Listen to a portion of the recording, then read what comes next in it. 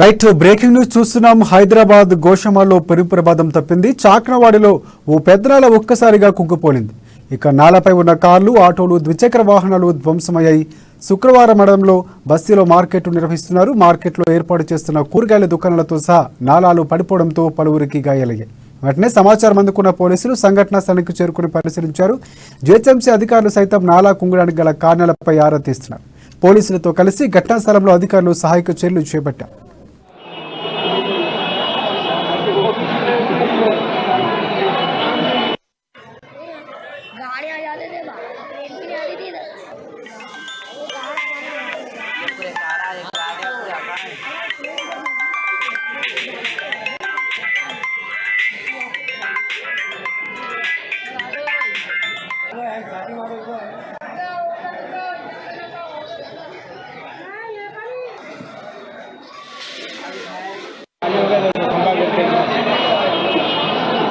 गोशा महल चाकनावाड़ी।